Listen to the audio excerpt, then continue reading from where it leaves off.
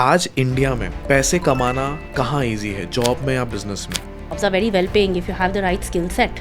मैंने भी यहाँ पे एक मूवी देखी थी जो मैंने अभी आपको बताया भी कि उसमें परेश रावल गाड़ी के पीछे पूरे इनरवेयर बेचते रहता है। तो एक कपल आते लेने के लिए, तो बोलते अरे यार मतलब मेरे साइज़ का ब्रा दे दो। तो बोलते अरे इनको क्या पता, मेरे को पता है इनकी वाइफ का साइज़ का क्या है, तो मैं देता हूँ इनकी वाइफ के साइज़ का। तो ये शार्क टैंक स्क्रिप्टेड है कि कैसा है? Honestly, जब तक मैं गई नहीं थी शार्क टैंक में, मुझे भी ऐसे लगता था कि स्क्रिप्टेड तो नहीं है। I remember Vinita there said क्या बहुत बोलती है, मुझे समझ नहीं आ रहा। हाँ, विनीता ने and then when I met Vinita, वो जब मैं नमिता से भी मिली थी after the investment, and she was also laughing about it कि अनुपम हैड सेड कि इस बोर्ड मीटिंग में मुझे जरूर आना है बिकॉज़ मुझे सुनना है कि इसमें सुनेगा कौन। सो आज उस डिसीजन के बारे में या फिर शार्क टैंक के बाहर निकलने का तो डिसीजन को रिग्रेट हुआ था? और शार्क टैंक से पहले हमें उस 100 रुपए की सेल के लिए 20 से 25 रुपया खर्चना पड़ रहा था। ओके। शार्क टैंक के बाद हमारा खर्चा आ गया 10 रुपए 100 रुपए की सेल पे। ज़्यादातर औरतों को तो पता ही नहीं कि उनका ब्रा साइज है क्या, उनको समझ कोई बहुत टाइट पहन लेंगे। अब कई बार लोगों के मुंह पे डिस्कम्फर्ट देख लो कि द मोमेंट यू से द वर्ड ब्रा या पैंटी, वो क्यों डिस्कम्फर्ट है? जब मैं बनियान बोल रही हूँ तो आप डिस्कम्फर्ट अनकंफर्टेबल नहीं हो रहे हो ना। मेरे को लग रहा है every husband, every father and every mother obviously and every sister should watch this video. जो बनिया बिजनेस होता है ना, वो बिजनेस के नंबर शुरू से समझते हैं। उसको उनको पता है कि इतना गया इतना आया, इस महीने में इतना आएगा। पिछले साल ऑलमोस्ट 4.5 करोड़ 4.5 करोड़ गॉन हुआ। मतलब बिफोर डिचिका आपका प्रीवियस क्या कर रहे थे आप? मैं जर्नलिस्ट थी। अच्छा, आप जर्नलिस्ट थे क्या? और कितने पैसे कमा रहे थे आप तभी? मैंने छोड़ दिया था 2008 में 60-70 हज़ार रुपए महीने का आज की डेट में। उस टाइम हाई पेइंग जॉब थी फिर तो? हाँ, वो हाई पेइंग जॉब थी उस time. I was doing well but I was very bored. पैसे कमाने को लेके हमारे सब लोग के दिमाग में बहुत सारे मिथ होते हैं, बहुत सारे गलत फहमियां होती है जिसकी वजह से हम पैसे नहीं कमा पाते। बिजनेस कब चालू करना चाहिए, जॉब में हम कितना ज्यादा पैसे कमा सकते हैं, ये सारा कुछ लर्निंग आज आपको इस पॉडकास्ट में मिलने वाला है। और ये एपिसोड चालू करने के पहले ना मैं आप लोग से एक रिक्वेस्ट करूंगा, सब्सक्राइब का बटन जरूर दबा लो आप लोग, क्योंकि मैंने देखा है 90% लोग हमें सब्सक्राइब नहीं करते जो हमारे वीडियोस को देखते हैं। इसीलिए मैंने एड्स ऑफ करके रखे हैं हमारे चैनल पे, ताकि आप लोग के एक्सपीरियंस में कोई भी डिस्ट्रप्शन ना है और आप लोग लर्निंग प्रॉपरली ले पाओ इस पूरे वीडियो से। तो हमें सपोर्ट कीजिए और लाइक जरूर कीजिएगा अगर ये पॉडकास्ट से आपको वैल्यू मिलेगा तो। So enjoy this podcast.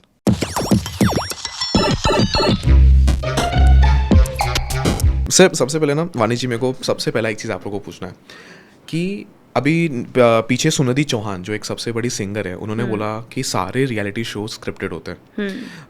Indian idol हो गए और काफ़ी ऐसे शो स्क्रिप्टेड होते हैं। उसमें किसी का कोई खास बंदा होता है कि इसको आगे लेके जाना है, तो मैनेजमेंट आएगी, जजेस को बोलेगी कि ये कंडीशन अच्छा है, इसके बारे में कुछ अच्छा बोल दो, भले अगर अच्छे गाया नहीं है या अच्छा परफॉर्म नहीं किया है रिजेक्ट कर दो, बट अच्छा बोल दो ताकि उसका PR अच्छा हो जाए। शार्क टैंक स्क्रिप्टेड है कि कैसा है? ऑनेस्टली जब तक मैं गई नहीं थी शार्क टैंक में, मुझे भी ऐसे लगता था कि स्क्रिप्टेड तो नहीं है। But once you go there, सिर्फ स्क्रिप्ट का जो पार्ट होता है वो ये होता है आपको रिहर्स कराते हैं। आपकी जो पिच है जो हम 1.5 मिनट बोलते हैं वो ऑब्वियसली स्क्रिप्टेड होता है, हम रिहर्स करते हैं, प्रैक्टिस करते हैं कैसे बोलना है। बट उसके बाद whatever is happening there is real. हम नहीं एक्सपेक्ट करके गए थे कि हमारा सब कुछ अच्छा जा रहा है, अचानक बम फट जाएगा and we'll start getting grilled, और मुझे इतना ग्रिल करना शुरू कर देंगे एंड आपको बोलेंगे बहुत, मतलब ये सब कुछ प्लान नहीं था। हम तो अपने दिमाग में एक डिफरेंट बना के गए थे, this is how we will present, this is how we will make it, but whatever happens there is very dynamic. So lot will depend on आपने उस टाइम क्या बोला, उस टाइम किसके साथ आपकी वाइब बैठी, किसके साथ नहीं बैठी, and it is very momentary. कि for example I remember Vinita there said क्या बहुत बोलती है, मुझे समझ नहीं आ रहा। And then when I met Vinita in her office after the investment, it was a completely different thing because the vibe at that time versus the vibe when we actually met was very very different. So that makes a big difference. It's all momentary. वो तो होता ही। जब अनुपम ने आपको बोला कि अरे आप बोलती बहुत है, आप सुनती नहीं हो आप, तो उस टाइम आपके मन में क्या चल रहा था कि अब तो गया, आप समझ ही नहीं पा रहे? Honestly मुझे पहले तो थोड़ी इरिटेशन हुई। मैंने कहा मैं अपना बिजनेस बताने आई हूँ तो बोलूंगी ना। सही बात है। शार्क टैंक के आप इस तरफ पिच कर रहे होते तो आप भी बोलते। But so when you look back, when you look at it again, तो तब आपको समझ में आता है बिकॉज उस टाइम क्या होता है, 4 लोग आपसे एक साथ सवाल पूछ रहे होते हैं, एक ने पूछा, दूसरे ने, तीसरे, आप चारों को एड्रेस करने की कोशिश कर रहे हो। So in that moment it can come across as कि आप नहीं सुन रहे, और it could come across for them also कि आपने उनका क्वेश्चन नहीं आंसर किया, you answered somebody else's question first. So it can be like that. So I remember जब मैं नमिता से भी मिली थी after the investment, and she was also laughing about it कि अनुपम हैड सेड कि इस बोर्ड मीटिंग में मुझे जरूर आना है बिकॉज मुझे सुनना है कि इसमें सुनेगा कौन. So we are laughing about it that this is Anupam को एक्चुअली बुलाना चाहिए था हमें कि आप आओ देखो हम कितने आराम से बात कर रहे हैं. सही बात है. बट मेरे को ऐसा लगता है कि अगर जैसे आपने एकदम सही पॉइंट किया कि फाउंडर बोलेगा नहीं तो बेचेगा कैसे. सो उसमें आपने एक भी चीज़ बताया था कि अगर जैसे आपने अभी बताया अगर फाउंडर नहीं बोला तो हम पिच करना है तो हम तो बोलेंगे. तो अनुपम ने उसको नेगेटिव में ले लिया था. तो उसके ऊपर आपका क्या थॉट था कि मतलब मेरे को एज अ व्यूअर मैं बताऊँ तो मुझे बिल्कुल नेगेटिव नहीं लग रहा था कि अगर एक फाउंडर ज़्यादा बोल पा रहा है तो मतलब उसकी स्ट्रेंथ है. बट उसने उनको बोल दिया, वो थोड़ा नेगेटिव हाईलाइट किया, आप बोलती बहुत है. तो उस टाइम आपका क्या थॉट था जब उन्होंने ऐसा बोला? सो सी हमारे बिजनेसेस लाइक अ बेबीज राइट. आप बहुत पैशनेट होते हो. अगर आपके बच्चे के लिए कोई कुछ बोलेगा मे बी आप उसको बहुत डिफेंड करोगे बिकॉज आप पैशनेट हो, you are the mother right. So typically as a business owner sometimes that is what happens. आपको पता है कि आप क्या कर रहे हो and you want to explain it, this is why I am doing it. So I think that question came out on a offline strategy which was honestly in hindsight हमारा offline strategy did go off and there is nothing, मतलब उसमें कुछ ऐसा नहीं. What you were trying to explain was कि हाँ इस offline strategy को हम try कर रहे हैं, इसमें ये risk factors हैं जिसको हमने mitigate किया हुआ है. What other risk factors will come in, we will see over time. But मैं अभी नहीं decide कर सकती हूँ for now, so you have to hear me out कि मेरी क्या strategy है and then you tell me what is gone wrong. आप मुझे बता रहे हैं based on जो आपका which is जो आपने अभी तक जिनके साथ भी एक्सपीरियंस किया है. So perhaps what I am doing may be different, may be it would be the same, let me finish. So I think that is where it came from, where you are trying to defend your baby कि हमने इस बच्चे के साथ ये किया and they are saying नहीं ये बच्चे के साथ तुम गलत कर रहे हो already. So I think that is where it came across from. सो इतना होने के बाद भी ऑब्वियसली फिर नमिता ने आप लोग को ऑफर दे दिया. सो मैंने देखा था ऑफर में आपने 1% रॉयल्टी दिया था. सो आज उस डिसीजन के बारे में या फिर शार्क टैंक के बाहर निकलने का तो डिसीजन के बाद रिग्रेट हुआ था और 1% रॉयल्टी दे दिया? So essentially royalty, how we look at it is with Namita and Vinita coming on board, see money का जो amount था that is in the longer run of things वो बहुत बड़ा amount ऐसा नहीं है कि वो आपके लिए कुछ, it's of course good, any money is good for a business but it is not going to be life changing, it is not that big an amount. What is important is the kind of people who are coming on board कि वो आपको क्या, what is it that they can bring. With Namita and Vinita there is other than experience a certain amount of connects जब ज़रूरत होती है, the kind of help तो मिल जाता है. I think yeah and for example I remember Vinita had posted about us one day और उसके अगले दिन हमारी वेबसाइट की सेल शूट अप कर गई. So you know things like that. So then what you're paying for is essentially important कि हाँ connects मिल जाते हैं, traffic मिल जाती है हमें. अब इस तरह से investors बहुत है but they've built a certain face value. तो उनके उस फेस वैल्यू से आपको जो इम्पैक्ट मिलता है, और जैसे हमारी वेबसाइट पे भी हम बताते हैं that we went to Shark Tank और ये इन्वेस्टर्स हैं, that helps us in increasing conversions. I will give you an example. हमारा conversion before going to Shark Tank, Shark Tank में जितने भी जजेस आते हैं उसमें से 60-70% जजेस लोग का खुद का बिजनेस लॉस में है. बट जब उन लोग पिच में किसी का सुनते लॉस में है तो उन लोग बड़ा बैकफुट सा हो जाता है और बड़ा को पूछना है व्हाई इनरवेयर, आपने इनरवेयर ही क्यों चुना? सी वो ऐसे पिक करती रहेगी, ऐसे करती रहेगी. ओके हाँ. बॉडी लैंग्वेज में आ गया ना डिस्कम्फर्ट. बचपन से ही वो इंट्रोड्यूस कर रहे हो कि वो कंफर्टेबल नहीं, वो बैठी हुई है, कभी ऐसे कर रही है, यहाँ से पुल कर रही है, यहाँ से क्यों. हम जाते थे मैक्सिमम स्टोर ओनर्स मेन जो भी लॉन्जरी शॉप्स ओन करते हैं, जो वहाँ पे बेचते हैं, दे आर मेन. तो हम उनको बोलते थे कि ये टीनेजर्स के लिए है. तो हमें अंकल बोलते थे कि ज़रूरत क्या है, छोटा साइज़ बेच देंगे. वो बना के बेची. पहली बार में हमने जब बेचा तो हमारे पास पहले दिन आए थे कुछ 10 ऑर्डर आए थे. वी वर थ्रिल्ड कि ये तो एक्चुअली लोग खरीद रहे हैं. मोटिवेशन क्या था? क्योंकि ये सब जब हो रहा था तो आपको एक ये नहीं हुआ कि यार चलो यार छोड़ देते यार, जॉब इजीएस्ट ऑप्शन है? अरे बहुत बार मन में आता था, अभी भी कई बार. फर्स्ट फाउंडर अगर कोई अपना बिजनेस चालू करना चाह रहा है आज के डेट में, एंड स्पेशली वुमेन, मैं बार बार इसलिए वुमेन बोल रहा हूँ क्योंकि बहुत लोग नहीं कर पाते. So what was your motivation? कोई आपको पता कैसे चला कि हाउ दिस इंडस्ट्री वर्क, या एक बिजनेस फ्रेटर्निटी काम कैसे करती है? गोल क्या होना चाहिए? पैसा कमाना गोल होना चाहिए, प्रॉब्लम सॉल्व करना गोल होना चाहिए? व्हाट डू यू थिंक क्यों बिजनेस फेल होते हैं? मैक्सिमम बिजनेस आपने जितने देखे हैं आपकी जर्नी पे, बिजनेस का फेलियर होने का नंबर 1 रीजन क्या है? आप भी तो रन कर रहे हैं, आप एक सर्विस से एक जेन्युइन प्रॉब्लम सॉल्व कर रहे हैं. सो कन्वर्जन मतलब मैं यहाँ पे वानी जी हाँ। आपको एक मिनट बोलूँ, कन्वर्जन मतलब हमारे भाषा में, आसान भाषा में कितना ज़्यादा धंधा क्या करेक्ट, उस कि वे आप में कितना बताओ। पैसा खर्च के कितना पैसा आपको मिलता है। मिलता है, टिपिकली जब हाँ। आप मार्केटिंग करते हैं, आप कोई भी D2C ब्रांड का सुनेंगे, पैसा जलता है मार्केटिंग के अंदर, क्योंकि आपको खर्चना पड़ता है बहुत सारा पैसा कस्टमर को कन्वर्ट करने के लिए, कस्टमर को अक्वायर करने के लिए। इंडियन कस्टमर बहुत आसान नहीं है नहीं है अक्वायर acquire करना। और उसके बाद उनको रखना, रिपीट करना तो और भी मुश्किल difficult है, नहीं मानते हैं। तो हम जैसे अमेज़ॉन का एग्जांपल देती हूँ, हम 100 रुपए की सेल के लिए अमेज़ॉन पे पिछले साल तक तो बहुत पैसा खर्च रहे थे, हम ऑलमोस्ट 36 रुपया खर्च रहे थे। उसके बाद हम शार्क टैंक से पहले हमें उस 100 रुपए की सेल के लिए 20 से 25 रुपया खर्चना पड़ रहा था। ओके। शार्क टैंक के बाद हमने जब अपनी स्ट्रैटेजी चेंज करी, वी गॉट दैट कि दीज आर द पीपल, और लोगों को पता लगा। हमारा खर्चा आ गया 10 रुपये 100 रुपये की सेल पे।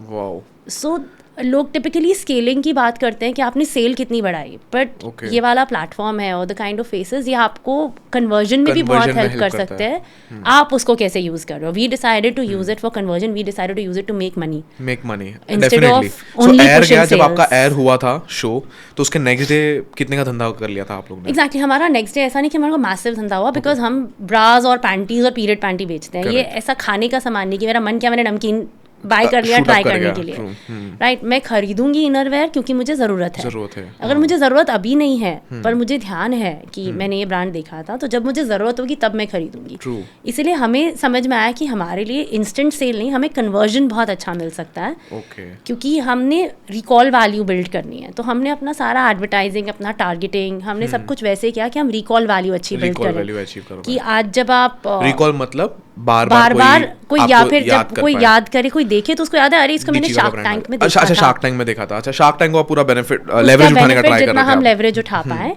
और इसमें ये लोग इन्वेस्टेड हैं, या नमिता विनीता ने इसमें कुछ इन्वेस्ट पैसा किया डाला था, है। या फिर न्यूज़पेपर में इनको देखा था। तो हमने उस तरह से कि आप जब देखोगे, क्योंकि इतना सारा कंपटीशन है, अब आपको अंडरवेयर और भी ब्रांड्स के मिल रहे हैं, करेक्ट। तो हम क्यों, तो हमने क्यों? अपनी मार्केटिंग भी इसलिए करी कि हम क्यों शार्क टैंक में जो चीज़ें हमने अपने बारे में बोली थी उसको हमने रिपीट किया, कि आप उससे कनेक्ट कर पाओ। Correct. उसी से हमारा कन्वर्जन आई थिंक हमने सिग्निफिकेंटली बढ़ाया है उसके बाद। ओह, वेरी नाइस, वेरी नाइस। सो यहाँ पे वानी जी एक चीज़ आता है कि शार्क टैंक में पैसे, क्योंकि बहुत सारे लोग तो बोलते हैं कि हमको तो वहाँ पे चेक थमा दिया और बाद में हमको पैसे मिले नहीं। तो मेरे को आपसे पूछना है कि आपके साथ भी तो ऐसा नहीं होगा कोई स्कैम वैम, कि वहाँ पे तो चेक थमा दिया फिर बाद में पैसे नहीं मिले? पैसे मिले थे एक्चुअल में 70-80? कितना आपने रेस किया था पहले? हमने 60 लाख किया, 60 लाख रुपीस रेस किया था। 80 लाख कमिटमेंट था। वी केम बिकॉज क्या होता है, शार्क टैंक के बाद आपका ड्यू डिलिजेंस होता है। ओके। तो पैसा तब आएगा जब आपका ड्यू डिलिजेंस, जो नंबर आपने वहां जाके बोले वो मैच करने चाहिए। आप झूठ नहीं बोल सकते हो। तो अगर आपके नंबर नहीं मैच किए, आप वहां जाके कुछ बोल के आ गए कि मेरा तो सेल इतना है पर उतना सेल है नहीं, या फिर आपने बोला मेरा सेल इतना पर वो सेल MRP पे है, सेलिंग प्राइस पे तो कम है, सेलिंग प्राइस पे कम है, या आपने डिस्काउंट नहीं उसमें डाले, आपने रिटर्न नहीं बताया अपने, तो वो आपके जो नंबर्स हैं वो जब मैच करेंगे जो जो आप कह के गए हैं, तब तो आपका ड्यू डिलिजेंस कंप्लीट होगा। हाँ। तो हमारा ड्यू डिलिजेंस वाज फाइन, हमारे ड्यू डिलिजेंस में कोई प्रॉब्लम नहीं हुई। हमारा अक्टूबर में हम शार्क टैंक से कमिटमेंट लेकर आए थे, नवंबर एंड में हमारा ड्यू डिलिजेंस शुरू हो गया और फरवरी तक ड्यू डिलिजेंस खत्म था। उसके बाद मार्च में हमारे पास पैसा आ गया, नमिता विनीता दोनों से लेके मार्च तक पैसे आते हैं। ड्यू डिलिजेंस में टाइम लगता है। तो ऐसा ही मतलब जिस बिजनेस को ज्यादा जरूरत है पैसे का, वो शार्क टैंक में फिर उसको जाना चाहिए। जिसको इंस्टेंट चाहिए, इंस्टेंट मनी तो आपको इन्वेस्टमेंट में कभी भी नहीं मिलेगा ना, क्योंकि वो तो आप डेट से ले सकते हो, वो भी इंस्टेंट नहीं होता, क्योंकि हर कोई आपके पेपर तो चेक करता है। और एंड ऑफ द डे अगर आपने जितना आपने बताया है, अगर वो अमाउंट्स आप नहीं मैच कर रहे हो, या आपके कंपनी स्ट्रक्चर में प्रॉब्लम है, फॉर एग्जांपल इन्वेस्टमेंट लेने के लिए आपका कंपनी बना होना चाहिए, LLP बना होना चाहिए। आप पार्टनरशिप है तो आप वैसे भी इन्वेस्टमेंट नहीं ले सकते। तो पहले तो आपका वो पेपर वर्क होना चाहिए। So if you are going to Shark Tank, पहले तो आप अपने पेपर वर्क सही करिए। एंड आइडियली अगर आपको इन्वेस्टमेंट चाहिए तो आप देखिए आपके अकाउंट्स, आपके रिटर्न्स, कंप्लाइंसेस, सब कुछ पूरा भी है कि नहीं है। वो नहीं होगा तो आपका ड्यू डिलिजेंस नहीं हो पाएगा। करेक्ट। सो आप जब शार्क टैंक में गए थे तो ऑलरेडी जो मैंने देखा था एपिसोड, उसमें आपने कहा था कि आप 2024 अराउंड 24 करोड़ के आसपास क्लोज करने वाले थे। सो ऑलरेडी आप अच्छा एक बिजनेस बना रहे थे। मैं थोड़ा सा पीछे जाना चाह रहा हूँ। मैंने आपका प्रोफाइल भी देखा था, तो आपने इसके पहले जॉब भी की थी। तो मेरे को उस बारे में थोड़ा बताइए कि वो जॉब के बारे में थोड़ा सा, आपका प्रीवियस मतलब बिफोर डिची का आपका प्रीवियस क्या कर रहे थे आप? मैं जर्नलिस्ट थी। अच्छा, आप जर्नलिस्ट हैं? क्या जर्नलिस्ट से सीधा ई-कॉम पे? तो जर्नलिस्ट में क्या जर्नलिज्म तो मैंने इन फ्रंट ऑफ कैमरा भी किया था, मैंने क्राइम रिपोर्टिंग भी करी हुई है, और मैंने behind the camera eventually switch to production, क्योंकि मुझे उसमें बहुत मज़ा आता था। So one thing that I figured was, मुझे चीज़ें बेचने में बहुत मज़ा आता है. Okay. एंड जर्नलिज्म उस time was also about selling Selling, shows. correct. So I made some shows which did very good in TRPs, अच्छे TRP वगैरह आए थे. बट बियॉन्ड अ पॉइंट अब तो मीडिया की हालत खैर बहुत ही बुरी है. बुरी उस हो टाइम गई. से ही बुरी होनी शुरू हो गई थी. हाँ. Beyond a point I got bored. मुझे मज़ा नहीं आ रहा था वो करने में. So I और took कितने a- पैसे कमा रहे थे आप तभी? जर्नलिज्म में मैंने छोड़ दिया था 2008 में. तब मैं Okay. कमाती थी कुछ 60-70 हज़ार रुपये महीने का. 2008 में? हाँ 2008 आज मेरे हिसाब से वो 1,20,000 1,30,000 ज़्यादा के ही आसपास होगा. रहेगा. हाँ, ज़्यादा आज के होगा rate में. आज की तो डेट आपने में. उस टाइम हाई पेइंग जॉब थी फिर तो. हाँ वो हाई पेइंग जॉब थी उस time. I was doing well but I was very bored. मुझे मज़ा ही नहीं आ रहा था. मतलब हर दिन सुबह वो मंडे मॉर्निंग ड्रेड होता है ना, वो होना शुरू किया था. जाने का ही नहीं मन करता था. सो देन आई फिगर्ड कि कोई फ़ायदा नहीं है, let's quit. I took a sabbatical. I also got married. Then I figured what I wanted to do. तो similar to journalism, content writing उस time a lot of people were doing PR. So I took up some content writing jobs. I did some freelancing marketing आपने फिर job. चालू किया. Freelancing शुरू किया. Hopscotch करके एक कंपनी है विच Hopscotch. हाँ. सो मेरा लास्ट फ्रीलांसिंग गिग उनके साथ था. So I did that and during that I realized कि तब इंडिया में ई-कॉम बस शुरू हुआ था. New Okay. FirstCry had come in. And this is in 2000? This in 2013. 13 मेरी में. बेटी तब 8 महीने की थी. अच्छा, बहुत nice. हाँ. सो देन आई फिगर्ड कि यार ये सब इंडिया में तो आजकल ये बिक रहा है and anyone can start it. So I called my sister in law Richa who is my co-founder. I said यार चल कुछ शुरू करते हैं, थोड़ा सा बेच के देखते हैं. Correct. तो हमने वो she is a designer. Okay. उसने कुछ हैंडमेड एक्सेसरीज बनाई. हम हॉपस्कॉच से मैं बात करी because I just done work for them. तो मैंने उनसे बात करी, यार मेरा एक मैं ब्रांड लॉन्च छोटा सा टेस्ट करना चाहती हूँ, तुम बेच दोगे? हाँ. ऐसे ठीक है डाल दो. They were also new at that point of time. तो हमने वहाँ पे एक्सेसरीज, हेयर एक्सेसरीज खुद से बना के वहाँ पर बेची. अच्छा, सो बेसिकली आपने सीधा इनरवेयर के साथ नहीं, हेयर एक्सेसरीज हेयर के साथ चालू एक्सेसरीज के किया. साथ चालू किया. वो बना के बेची. पहली बार में हमने जब बेचा तो हमारे पास पहले दिन आए थे कुछ 10 ऑर्डर आए थे. वी वर थ्रिल्ड कि यार ये कि तो 10 एक्चुअली order लोग कहाँ से खरीद आ रहे गए. हैं. हाँ. So then we started making more of them. थोड़ा बहुत चाइना से इम्पोर्ट किया. So that was our first business venture. तो वो दैट वाज एसेंशियली लर्निंग. उसमें हमने इवेंचुअली फुटवेयर भी डाला. Okay. But the thing that we realize with that business venture was कि it was a commodity business. कि हम ओके, यहाँ से माल प्रोडक्ट लिया, बना यहाँ से रहे बेचा. थे या ट्रेड कर रहे थे. कभी हाँ. चाइना से इम्पोर्ट कर रहे थे, बेच रहे थे. तो उसमें बियॉन्ड अ पॉइंट हम कभी स्केल नहीं कर पाते. क्योंकि इंडियन कस्टमर को आज मैं 700 रुपये की कोई चीज़ बेच रही हूँ, फुटवेयर ही चाहे बेच रही हूँ, हाँ. और अगले दिन कोई 500 का सिमिलर डिज़ाइन में बेच रहा है, उसको क्या फ़र्क पड़ेगा? क्या फर्क 500 पड़ेगा? का अनलेस सीधी बात स्पोर्ट्स वेयर है या कंफर्ट वेयर है, तब तो फ़र्क पड़ता है. करेक्ट. बट उसमें भी अगर आप इंडियन पेरेंट मेंटालिटी टिपिकली देखेंगे तो क्योंकि बच्चों के साइज 6-6 महीने में बदलते रहते हैं, तो Correct. Nobody wants to spend a lot of money for. उनको लगेगा कि ठीक है लेट्स बाय समथिंग चीपर, कुछ वैसा ले Correct. लेते हैं जो हाँ. चेंज हो जाए. तो फिर इसमें स्केल करना मुश्किल है क्योंकि हमने ब्रांड लॉयल्टी पे कुछ काम ही नहीं किया काम ही था. नहीं किया. और ना हमने कोई ऐसा प्रोडक्ट बनाया था जो कोई प्रॉब्लम सॉल्व कर रहा था मार्केट में. हम डिज़ाइन सुंदर थे पर डिज़ाइन तो बहुत लोग बना सकते हैं. कोई ब्रांड स्टोरी बिल्ड नहीं करी थी. ओके, सो कितना साल आपने ये किया? ये हमने किया 2014 से 2013. मतलब 2013 में आइडिया आया था, 2014 से शुरू किया था. हाँ. करेक्ट. सो 2014 से अप्रॉक्सीमेटली 2018 एंड तक. बाय देन वी फिगर्ड कि वी नीड टू पिवट. ये तो Okay. नहीं करना है. उस टाइम कुछ पैसे कमाए थे कि? कमाए थे कुछ तो हमने बूटस्ट्रैप था. हाँ. तो अपना खुद का हमारा कुछ बर्न भी हुआ था बट इतना खराब नहीं था कि इतना पहले हाँ. 2 साल में तो कमा ही रहे थे. बराबर, जितना इसीलिए कमाया कर रहे उतना थे. निकाल लिया. जितना कमाया निकाल लिया. कुछ बहुत बर्न भी हुआ. कुछ हाँ. एक वो स्टॉक में जो बर्न हुआ था. ओके. तो फिर हमने 2019 में हमने ये कंपनी सेटअप की एंड पहले साल में हमने जो भी हमारा पुराना बिजनेस था उसका स्टॉक निकाला. So that we are able to generate cash. 2020 में हमको इनरवेयर लॉन्च करना था पर कोविड आ गया. तो हमारा ओह. फैब्रिक वगैरह सब कुछ प्रोक्योर्ड था, सब कुछ रेडी था, पर हम कलेक्शन ही नहीं लॉन्च कर पाए. ओह. तो फिर हमने मास्क बनाए अच्छा, और- मास्क आपने बनाना. Wow. Because we had to sustain. Correct, bootstrap correct, थे correct. और हमने कैश तो जनरेट करना था. उस टाइम एम्प्लॉयज थे आपके पास? एम्प्लॉयज़ थे ना, क्योंकि हमारा जो पुराना बिजनेस था हाँ. हमने उसको एसेंशली पिवट किया. उसको हमने बंद कर दिया. उसका हमने स्टॉक लिया. उसको हमने नए जो कंपनी डाली उसमें बेचा for a year to generate cash. While we did R&D for a innerwear business. उसमें हमने सर्वेज किए. तो जो भी उससे कैश जनरेट हो रहा था उसी को लगा रहे थे नए बिजनेस को लॉन्च करने के सर्वेज के लिए. तो सर्वे Surveys. किए, R&D करा, पैटर्न्स बनाए, पैटर्न्स चेकिंग करी, कुछ एक टेस्ट कलेक्शंस बना के लॉन्च किए टू अंडरस्टैंड कैसे चल रहा है. बट जब तक लॉन्च करने का फुल फ्लेजेड लॉन्च का टाइम आया तब तक कोविड आ गया. तो फिर हमने जो रेडी था फैब्रिक उससे मास्क वगैरह बना के बेचे. जैसे ही रिस्ट्रिक्शंस खुले हमने इनरवेयर की कलेक्शन लॉन्च कर दी अगस्त में.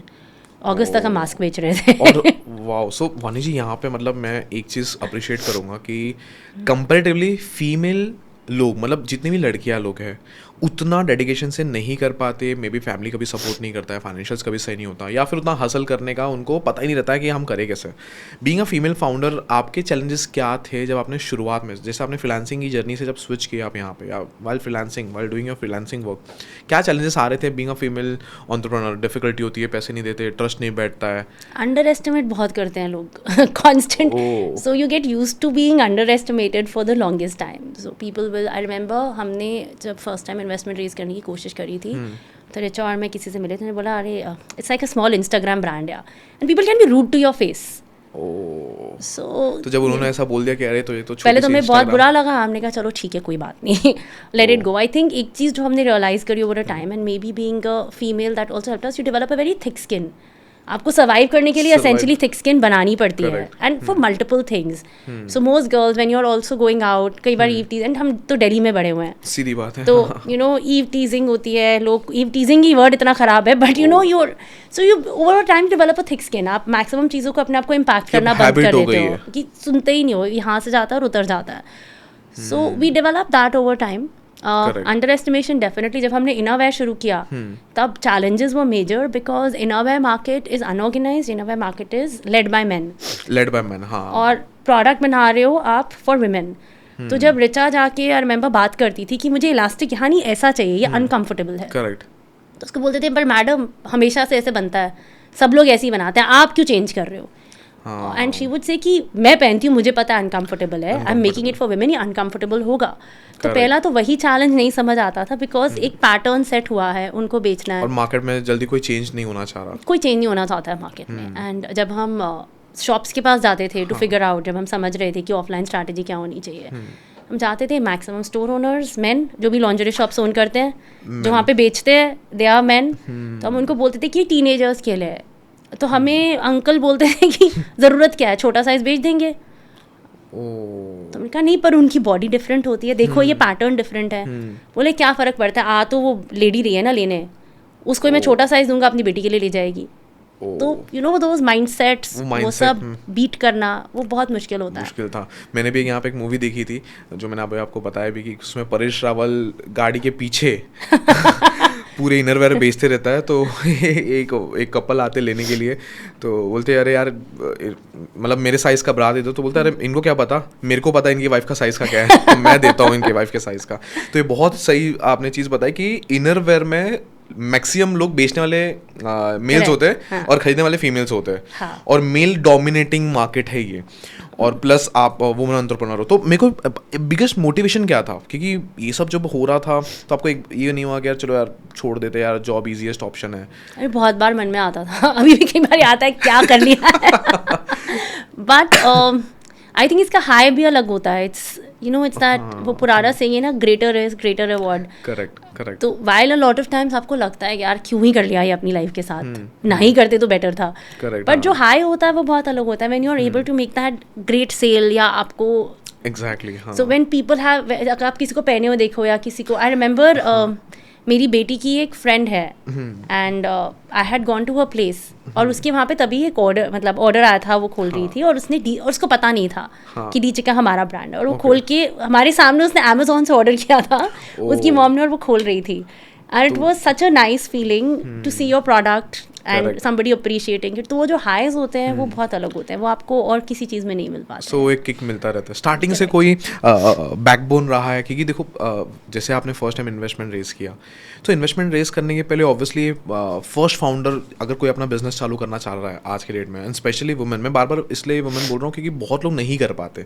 So what was your motivation? कोई किसी ने ऑलरेडी आपको सपोर्ट किया है, बताया क्या ऐसे काम होता है, आपको पता कैसे चला कि this how this industry work, या एक बिजनेस फ्रेटर्निटी काम कैसे करती है, या कोई पीछे बैकबोन था, या किसी ने आपको समझाया? Honestly learning along the way. I wish होता. So although family, we have a business family. My father has a family business काफ़ी पुराना, मेरे grandfather की से चल रहा है। So खून खून में बिजनेस है फिर तो। नहीं, ये लोग एक्चुअली पाकिस्तान से माइग्रेट होके आए थे। ओके। तो तब मेरे ग्रैंडफादर तब वहाँ पर तो जॉब वॉब करते थे, यहाँ पे आए थे तो बिजनेस शुरू किया था मेरे ग्रैंडफादर ने। ओके। तो वही बिजनेस आगे फादर ने किया, अब मेरा भाई भी वही चला रहा है। तो पर it's a family run business, जो टिपिकली आपके MSME टाइप स्मॉल बिजनेसेस होते हैं, it's a business like that. तो टिपिकल वैसा बिजनेस है। तो बिजनेस तो पता था, बट जो हम बिजनेस कर रहे हैं versus a family run business is very very different. आप ब्रांड रन करो, running a brand, a D2C brand is a different ball game altogether. Correct. So those are things that honestly we learnt along the way. ऐसे कुछ सिखाने वाला नहीं, we've had some good mentors along the way. कि जब हमने investment raise करी तो हमारे एक इन्वेस्टर है mister Prashant Purkar, he is the ex founder of ICICI Equity Ventures.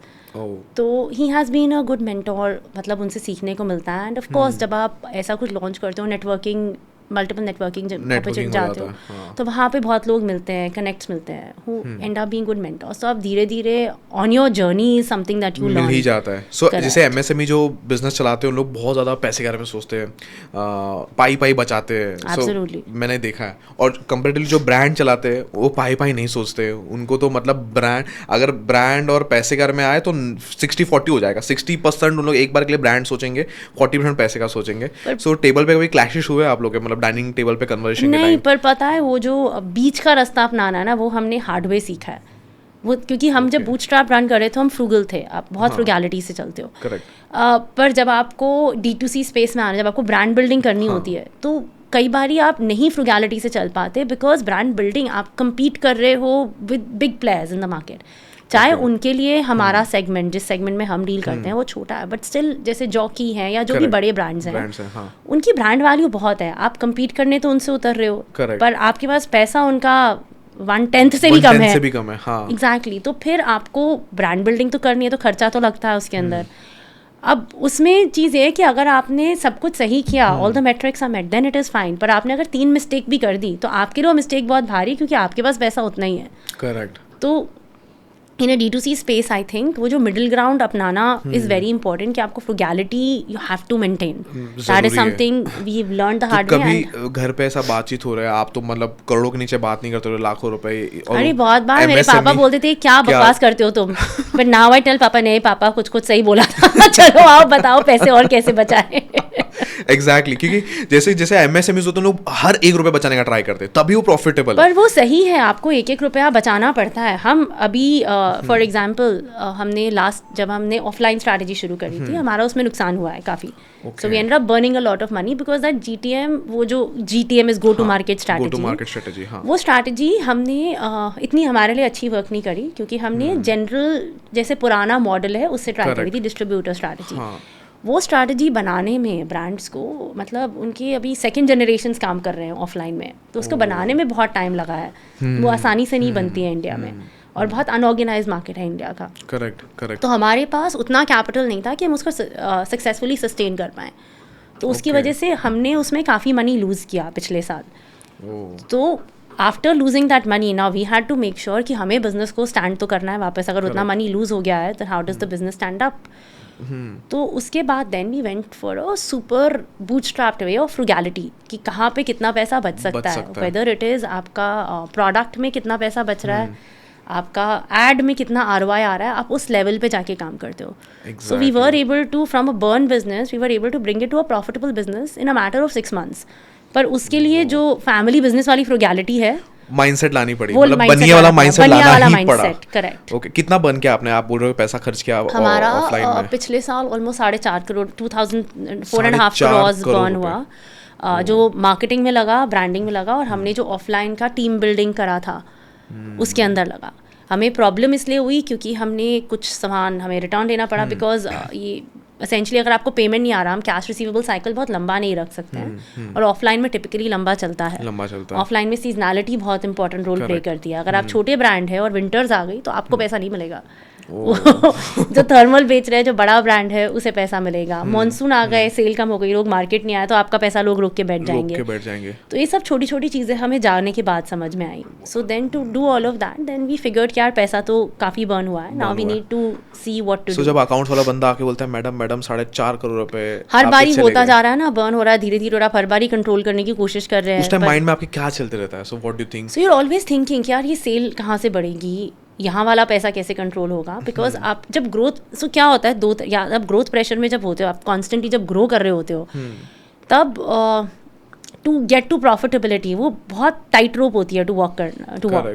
Correct. So we figured, हमने actually by January we figured कि यार ये नहीं वर्क कर रहा है, this is not going to. What is the first thing जो आपके माइंड में आता है कि अभी इन्वेस्टर राउंड फटाफट रेस कर लूं कि सेल्स बढ़ा दूं, जब भी कोई आके बोलता है कि मैडम इतना लॉस हो गया है हमारे पास. I'll be honest, आपका फर्स्ट चीज होता है एज अ फाउंडर कि इन्वेस्टर राउंड रेस करते हो, बट फटाफट ताकि पैसा आ जाए. हाँ, but the thing is investors also smart. आप इन्वेस्टर राउंड रेज कर रहे हो, I will now have to look at, I will be honest, you have to feel कि मैं अपने बिजनेस में क्या खुद इन्वेस्ट करूंगी. Will I invest in the business? Is the business going to? So I know कि मुझे business में क्या deliver करना है before I go to the investor. Correct. So honestly by March हमने सोचा, but we stopped all investor conversations. कोई आ रहा था खुद बात करने तो of course we will talk out of respect. हम numbers भी देंगे, सब कुछ करेंगे. But we figured कि point नहीं है जब तक कि I do not make sure that I have profit on the board. True. And I have a clear marketing strategy कि मैं यहाँ से ग्रोथ कर सकती हूँ. ग्रोथ हम अभी भी कर सकते हैं. हमने डेलिबरेटली स्केल बैक किया थोड़ा बिजनेस को. We came down to about 80 to 90 lakhs per month कि हम उतना करते हैं, but it has to be profitable. And then from there we will grow again. I know it means एक साल का मतलब एक साल एसेंशली आपका वाइप ऑफ हो जाता है, आपने लूज किया. Longer run of things what is 1 year सही रहेगा. एग्जैक्टली. सो आपने सारी जर्नी देखी, जैसे आपने प्योरली इन्वेस्टर लेड बिजनेस चलाया और आपने बीच में एक वर्ड यूज किया ग्रोथ प्रेशर. सो मेरे को उसके बारे में बताइए, क्या वो ग्रोथ प्रेशर क्या है और क्यों आता है ग्रोथ प्रेशर? आपने अगर मनी लिया है, आपने इन्वेस्टमेंट लिया है, आपने इन्वेस्टमेंट लिया ग्रो करने के लिए, करेक्ट. आपका ड्यूटी बनता है कि आप बिजनेस को ग्रो करके दोगे. आपने इसीलिए पैसा लिया. इन्वेस्टर आपने किसी का मनी लिया तो उसका पैसा बढ़ाने के लिए लिया ना. तो आपको प्रेशर तो है ग्रो करने का. अब तो क्या बोलते हैं उन लोग, क्या कि वन क्यों ग्रोथ नहीं हो रहा है, ये कर आप लो. देखो, आप एमआईएस वगैरह प्रेजेंट करते हो ना, एंड ऑफ द डे चाहे इन्वेस्टर आप कुछ बोले या नहीं बोले, आपने उनका पैसा लिया है. It is your responsibility to make sure that you give them a certain X return on their money. Otherwise you shouldn't have taken the money in the first place. तो अब आपने मनी लिया है तो growth pressure lot of times for a lot of founders is also internal. अच्छा, तो अपने को एक रिस्पॉन्सिबिलिटी आ जाती है, भाई पैसा ले लिया फटाफट डिलीवर करो. डिलीवर तो करना है ना. अब उस ग्रोथ प्रेशर में सम स्टेप्स में भी राइट, सम में भी रॉन्ग. अगर आपने गलत स्टेप ले लिया तो वो मनी फिर गया. Now you have to make sure that you still have to deliver to them on the promise. Correct. So that growth pressure is essentially what gives you sleepless nights, because it is अपना money जो होता है ना वो भी बहुत precious होता है. प्रेशियस होता है, हाँ. बट अपना मनी आपका खुद का है. Your responsibility is only to yourself. True. When your responsibility is to others, तब प्रॉब्लम. इन्वेस्टर कुछ बोलता है आपको, या इन्वेस्टर के साइड से क्या प्रेशर आता है यूजुअली? प्रेशर ये है कि मनी आपको और नहीं आएगा. और क्या मतलब, what is the other way that they will exert pressure on you. और ऑफ कोर्स आप एमआईएस देते हो तो वो आपको बोलेंगे यार ये क्या किया है, आगे क्या किया. सो वनीता और निमिता के साथ क्या था आपका अभी एज एन इन्वेस्टर? उन लोग के साइड से क्या प्रेशर आते थे? उन्होंने तो अभी अप्रैल में आए ना, सो उनका तो is just started now. From April we have been, तो हमने अप्रैल से देयर वाज नो बर्न, मई में नो बर्न, जून जो मतलब हनीमून पीरियड में आए उन लोग. वो लोग जिस पीरियड में तब तक सब कुछ सही चल रहा है, काफी कुछ संभाल चुके थे. तो हमारा जितना भी प्रॉब्लम्स आए थे मार्च तक, so we I mean set off the business again. हमने जो प्रॉब्लम्स थे उनको सॉल्व करके रखा टिल देन. तो ऐसा नहीं है, but end of the day see eventually it comes down to this कि आपने इन्वेस्टर का पैसा लिया तो आपको रिटर्न देना है. That is your own moral responsibility, आपकी खुद की होती है.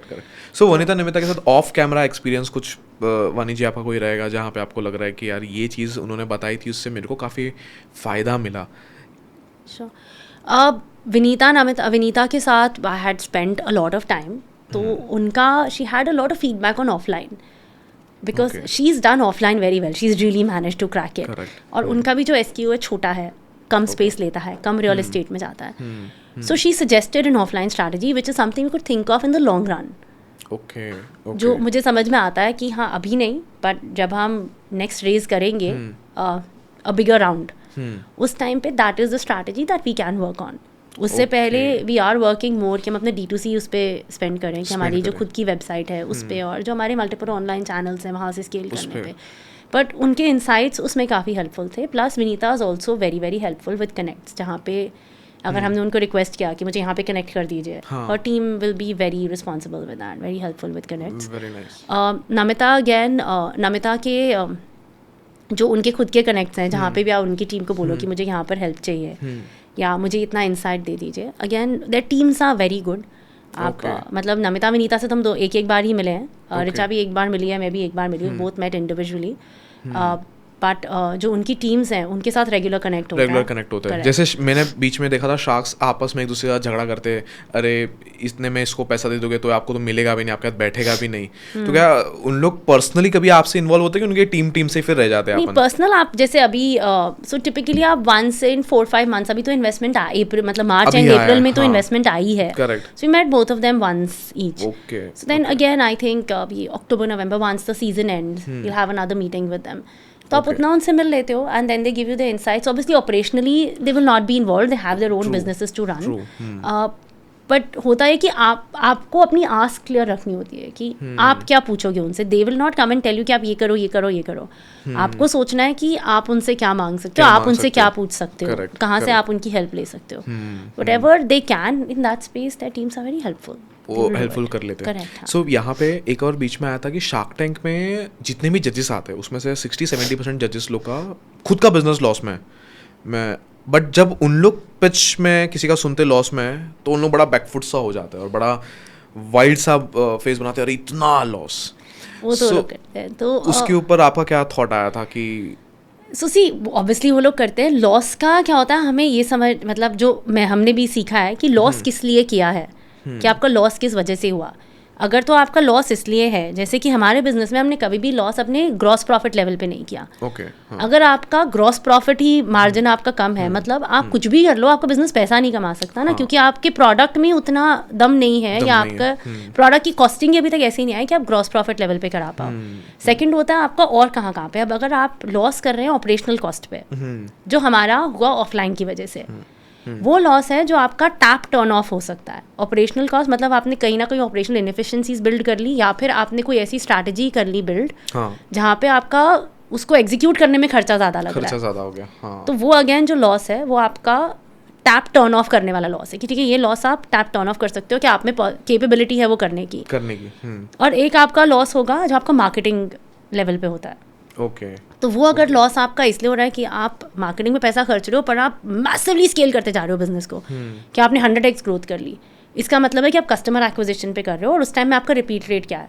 ना मान लीजिए आपका मार्केटिंग में लॉस हो रहा है पर आपका रिपीट रेट बन गया 30%, देन इट मीन्स आपके बिजनेस में पोटेंशियल है कि आप रिपीट कस्टमर, आपने इतना कस्टमर एक्वायर कर लिया तो आप प्रॉफिट कर सकते हो. आपका रिपीट रेट 5% है और आप कस्टमर नया एक्वायर करते जा रहे हो, तो वो लॉस क्वेश्चनेबल है. हाँ. इसका मतलब है कि आप तो पैसा कमा ही नहीं पाओगे, आप सिर्फ नए कस्टमर, आपके प्रोडक्ट में दम नहीं है फिर. तो वो लॉस का जो होता है बहुत बारी आपको डिटेल नहीं दिखाते हैं बिकॉज उनको कंडेंस करना पड़ता है 15-20 मिनट में. तो वो लॉस जो होता है वो वहाँ पर क्वेश्चनिंग आती है कि आपका जो लॉस है वो क्यों हुआ है. बट जो शख्स खुद ही लॉस बना रहा है वो क्यों बना रहे हैं वो क्वेश्चन है. कि अगर उन्होंने लॉस बनाया है तो उनका लॉस किस वजह से हुआ है. टिपिकली अगर इन्वेस्टर भी आपके बिजनेस में बार बार इन्वेस्ट कर रहे हैं तो तब करें अगर उनको दिख रहा है सम पॉइंट आप जाके प्रॉफिट कमाएंगे. और ये D2C बिजनेसेस में पिछले 2 साल में अगर आप देखेंगे मनी आना relatively, because everybody is become aware of it कि आप बर्न करते जा रहे हो, पर उसका रीज़न क्या है. क्या उस बर्न से आज सम पॉइंट आप प्रॉफिट कमा पाओगे. अगर आप नहीं कमा पाओगे तो फिर that loss is a problem. Okay. So जो शार्क्स खुद उनकी खुद की कंपनी लॉस कर रही है बट कंटेस्टेंट को जब लॉस होता है तो धो देते हैं उन लोग कभी कभी. तो so do you think that is right आपके हिसाब से? वो अगर वो अगेन एज आई सेड कि किस रीजन से लॉस है, अगर उसके लिए धोते हैं. फॉर एग्जांपल हमें जब हमने बोला था बर्न है, करेक्ट, कि हमने इतना बर्न किया, अमन ने पहले क्वेश्चन किया, उसके बाद डिटेल क्वेश्चन हमने बताया कि बर्न क्यों हुआ हमारा. तो उस बर्न के बाद भी Namita and Vinita became willing to invest. Why? Because the loss was explainable. आज भी जो मैं अपना लॉस बता रही हूँ जो हमारा हुआ है, that loss, yes that loss is big but that is explainable. It was a genuine mistake जो हमने स्ट्रैटेजी में करी, और वो सब टैप्स जो थे वो टर्न ऑफ करने लायक थे कि उनको टर्न ऑफ किया जा सकता था. हमने लॉस ऐसा नहीं किया कि हमने डिस्काउंट पे प्रोडक्ट बेचा, कि हमने 100 रुपये का प्रोडक्ट 50 रुपये में बेच दिया और उससे हमने कर लिया. अगर हमने वैसा लॉस किया होता, मैंने मैसिव डिस्काउंटिंग करके प्रोडक्ट बेच दिया होता, तो मैंने तो अपने प्रोडक्ट की वैल्यू इतनी कम कर ली, अब मैं उसको 100 रुपये में कभी बेचूंगी भी कैसे. अगर मैंने वो लॉस किया होता और तब वो मुझे क्वेश्चन करते तो डेफिनेटली प्रॉब्लमेटिक होता था. करेक्ट. तो वो जब क्वेश्चन करते हैं बहुत बारी आपको लॉस के बारे में, फर्स्ट क्वेश्चन ऑलवेज इतना लॉस क्यों, उसके बाद दे विल डिग डीप कि इतना लॉस कहाँ पर हुआ है, कहाँ पर होता है. अगर वो लॉस आप एक्सप्लेन कर पाते हो तो आप बहुत बारी देखेंगे दे विल स्टिल, आप बाद में देखते हैं लॉस हुआ उसके बाद आप देखते हो फिर भी इन्वेस्ट कर रहे हैं. इसलिए because in that middle of उस टाइम पीरियड में देव आस्क्ड क्यों हुआ और आपने लॉस एक्सप्लेन कर दिया, तो loss has to make sense कि इसका रीजन ये था और ये लॉस रिकवरेबल है. करेक्ट पर अगर उनको लगता है कि नहीं आपका लॉस मतलब आपके एग्जीक्यूशन बिजनेस मॉडल में ही प्रॉब्लम है, तब वो धोएंगे कि क्या नहीं, सही बात है। बट मानी जी जैसे एक चीज़ आपके दिमाग में आता है, इधर यहाँ पे इतना मगजमारी हो रहा है, मतलब बिजनेस को हैंडल करना, टीम्स को हैंडल करना, इन्वेस्टर्स को हैंडल करना, कभी रिफंड आ गया तो कभी माल वापस आ गया, कभी माल में डिफॉल्ट हो गया। अब मैं डेफिनेटली इनरवेयर के प्रोडक्ट्स पे भी आऊँगा, बट आज इंडिया में पैसे कमाना कहाँ ईजी है, जॉब में या बिजनेस में आपके हिसाब से? ऑनेस्टली आजकल इंडिया में जॉब्स भी बहुत, I mean jobs are very well paying if you have the right skill set, तो you can get into very well paying jobs. Business आपको तब करना चाहिए अगर आपको सॉलिडली उस चीज़ के लिए पैशन है, बिकॉज बिजनेस में पैसे आप कमा सकते हो ना, आप दो तरह से बिजनेस रन कर सकते हो, वो भी आपको डिसाइड करना है कैसे। अगर आज हम इस बिज़नेस को डिसाइड करें कि हमें इसको बूटस्ट्रैप वाले मॉडल पे ही रन करना है, मुझे ग्रो नहीं करना है, मुझे इतना लिमिटेड सेल के साथ ठीक है, मेरे को प्रॉफिटेबिलिटी पे वर्क करना है, आप वर्क कर सकते हो at a commodity level. Okay जैसे आपके फैमिली बिजनेसेस चल रहे हैं, आपके बिजनेस में पैसा भी बनता रहेगा, मे बी आपको ग्रोथ उस तरह की नहीं मिलेगी। सो आप वो डिसाइड करो कि मुझे ऐसा बिजनेस रन करना है, दैट इज़ वेरी डूएबल, आप कर सकते हैं। एक दूसरे तरह का बिजनेस होता है जहाँ पे आपको लगता है कि नहीं मुझे कुछ चेंज करना है, मुझे कुछ ब्रांड बनाना है, मुझे कुछ लेगेसी छोड़नी है अपनी, उसके लिए फिर एक डिफरेंट मगजमारी होती है, बिकॉज उसके लिए आपको बहुत फास्ट दौड़ना पड़ता है। वो दौड़ लगाने में आपकी गलतियां भी ज़्यादा होती हैं, वो एग्जैक्टली वो करेक्ट। जब भी आप ज़्यादा जितना फास्ट आप दौड़ोगे उतना ज़्यादा चांस आप ट्रिप करके गिरोगे। आप रिलेटिवली स्लोली चलोगे तो आप उतना गिरोगे नहीं, पर आप अपने धीरे धीरे पहुंचोगे। इसलिए बोलते ना, एक ट्रक के पीछे एक प्रोवर्ब मैंने पढ़ा था कि अगर धीरे धीरे चलोगे तो बार बार मिलेंगे, और जल्दी चलोगे तो हरिद्वार मिलेंगे। हाँ, पॉसिबिलिटी है, सीधा स्वर्ग में भी मिल सकते हैं। कि अगर जल्दी ज़्यादा घाई है तो पहले आप निकलो, पहले आप हम आते रहेंगे। सो ये होता है। सो इसलिए एक डेटा भी जैसे आई थी कि 90% स्टार्टअप्स 5 साल के अंदर फेल हो जाती है। सो मेरे को आपको पूछना है, अगर 90% स्टार्टअप्स 5 साल में फेल हो जाते हैं तो what is the right period of time, अगर जो हमारे व्यूअर्स देख रहे हैं कि कब एग्जैक्टली उनको बिजनेस करना चाहिए, अच्छा करना भी चाहिए कि नहीं करना चाहिए, what is the right time? जैसे आपने बता दिया पैशन इज़ वन थिंग, कि अगर आपके पास पैशन होना चाहिए, बट फिर कौन सा टाइम पे, क्या कॉलेज के बाद ही मैं बिजनेस चालू कर दूँ, कि मैं मे बी कॉलेज में 2 साल पहले जॉब कर लूँ फिर बिजनेस चालू कर दूँ? बिजनेस चालू करने का आइडियल टाइम क्या है? कोई राइट एज नहीं है। मेरी को फाउंडर जैसे है रिचा, उसने जब हमने पहला काम साथ में शुरू किया था, शी वॉज ओनली 23 एंड उसके पास कुछ 1-1.5 साल का वर्क एक्सपीरियंस था। तो ऐसा कुछ राइट टाइम नहीं है, इट डिपेंड्स ऑन कि आपका आइडिया जो आपको लगता है वो कितना सॉलिड है, एंड आपके पास उस बिजनेस को रन करने के लिए अगर आपको पता है कि फंड्स, बेसिक फंड्स हैं कि नहीं। सबसे बड़ी जो बिजनेस में चीज़ होती है which I think where most of us end up making a mistake is, हम पहले बिजनेस रन करते हैं, हम अपने बिजनेस के नंबर को नहीं समझते। मोस्ट फाउंडर्स अपने बिजनेस के नंबर एंड में समझने आते हैं। जो बढ़िया बिजनेस होता है ना, वो बिजनेस के नंबर शुरू से समझते हैं। उनको पता है कि इतना गया, इतना आया, इस महीने में इतना आएगा। अगर मैंने 100 रुपया आया मेरे इस महीने में मेरे को 100 रुपये में से 60 रुपया ही खर्चा करना है।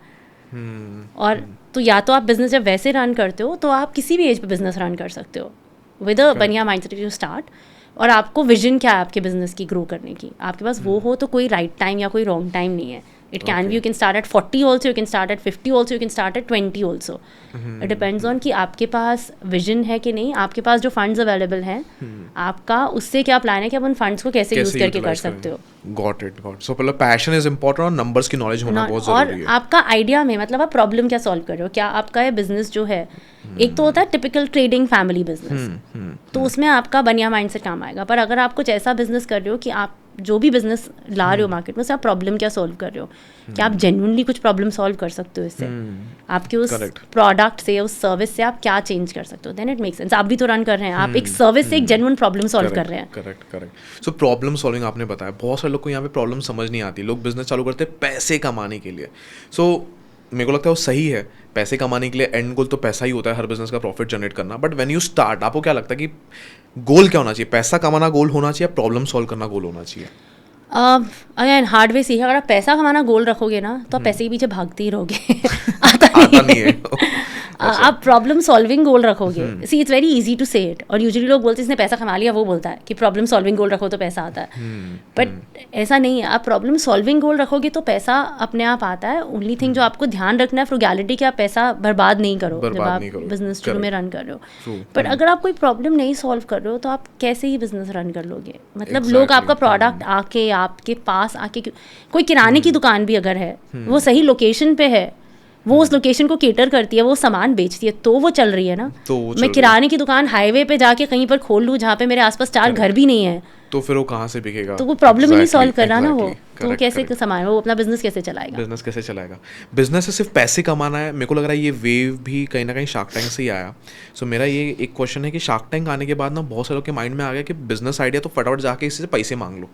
Before Shark Tank wave, Shark Tank बहुत पहले से चल रहा था। मैं तो यूएस का शार्क टैंक देख रहा था लास्ट 3-4 साल से पहले से, मतलब बिफोर इंडिया में शार्क टैंक है उसके पहले 3-4 साल से मैं देख रहा था। लेकिन इंडिया में उसके पहले ना धंधा किसी को जल्दी समझ नहीं आता था। बिजनेस करना, अगर अच्छा बिजनेस करना है तो कैसे पैसे कमाए जाए, उन लोगों का माइंडसेट वो रहता था। बट आफ्टर शार्क टैंक तो मेरा भी भांजा कभी कभी आता है कि मेरे को बिजनेस चालू करना है, मेरे को पैसे दे दो, मेरे पास एक आइडिया है, पैसे दे दो। अब एक वेव हो गया कि अब मांगना है कि बिजनेस आइडिया में पैसे मिल जाता है। तो शार्क टैंक ने ना, मेरे को लग रहा है कहीं ना कहीं वो अंदर का बनिया सबके अंदर का मार रहा है और पैसे मांगने के लिए ज़्यादा उत्साह रहा है वो। सो इस पर आपका क्या थॉट है? देखो, 2 तरह से होता है। बहुत लोग ना सीड फंड रेज करके बहुत अच्छा काम कर लेते हैं, विच मीन्स कि आइडिया में दम है तो आप सीड फंड रेज करो और आप लॉन्च कर सकते हो। बट अब ये है कि आप पैसा हर कोई देता नहीं है ना। आपका आइडिया में उतना दम होना चाहिए तब जाके आपको पैसा मिलेगा। तो शार्क टैंक ने आपको ये सिखा दिया। पॉजिटिव चीज़ ये कि ज़रूरी नहीं है कि जिसके कोई बिजनेस फैमिली वाला है वही कर सकता है।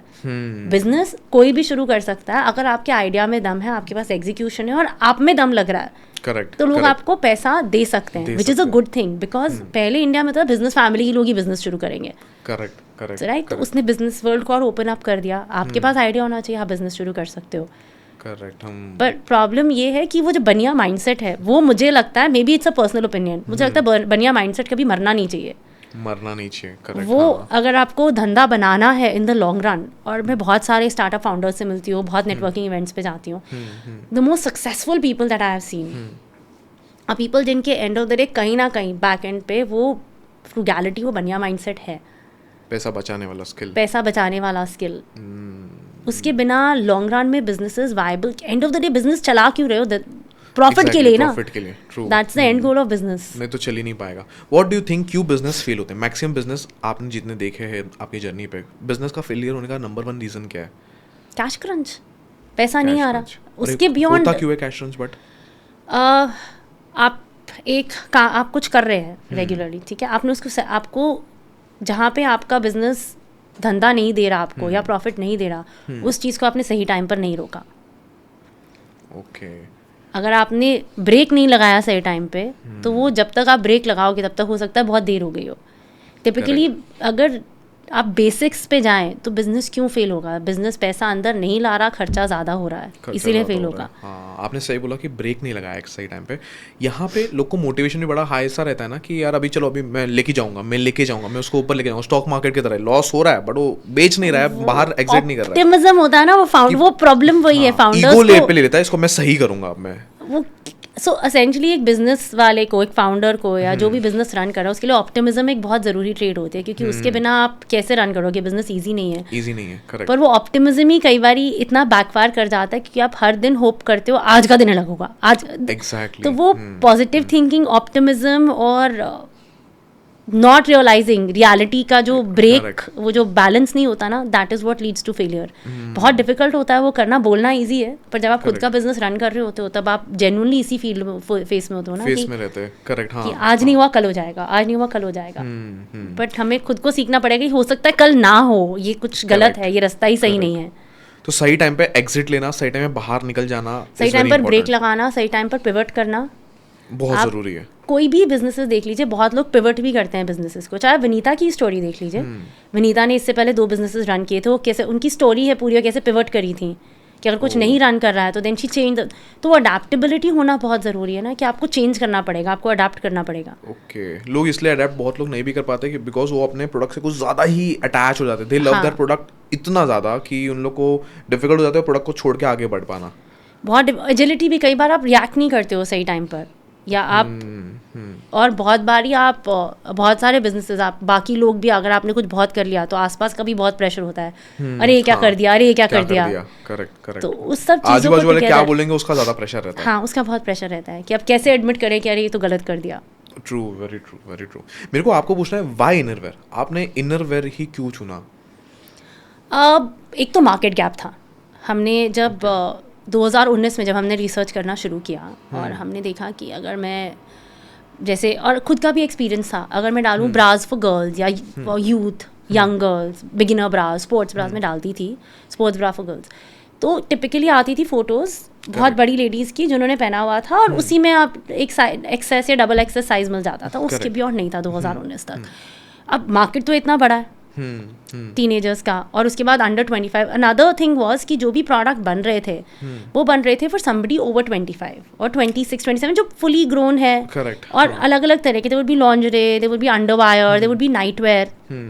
बट अगर जो ये वाला सेगमेंट है which is your Gen Z, alpha, ये लोग डिफरेंटली सोचते हैं, इनकी इनर वेयर नीड्स भी डिफरेंट है, इनकी बॉडी टाइप्स डिफरेंट है, बॉडीज आर कॉन्स्टेंटली डेवलपिंग। और अगर आप इनका अटायर भी देखें over the period of time, a lot of them just wear like a sports bra and shirt. Exactly, आप metro, so they wear it very differently. और इनका जो अगर इनके कपड़े भी आप देखोगे, how things are changing, they move completely towards comfort wear. अभी आप किसी को बुलाओ यहाँ पे पॉडकास्ट के लिए, वो ट्रैक पैंट्स और क्रॉप टॉप में आ जाएगी बिकॉज उनके लिए वो ऑफिस भी वैसे ही जाना चाहते हैं, वो हर जगह like they just worked out of a gym. So figured कि ये सब चीज़ें तो चेंज हो रही हैं, but nobody is really looking at them as a market. तो गैप तो हमें समझ में आया। सो वी फिगर्ड कि, and the bigger thing was fashion आप कर सकते हो। हमने जो फर्स्ट वाला उसने फैशन में ही किया था, पर हम ऑनलाइन बिजनेस में थे। फैशन बिजनेस के लिए the kind of money that you need, आपको ब्रांड बिल्डिंग करनी होती है, you need more money for that kind of brand building, and it's a high return business.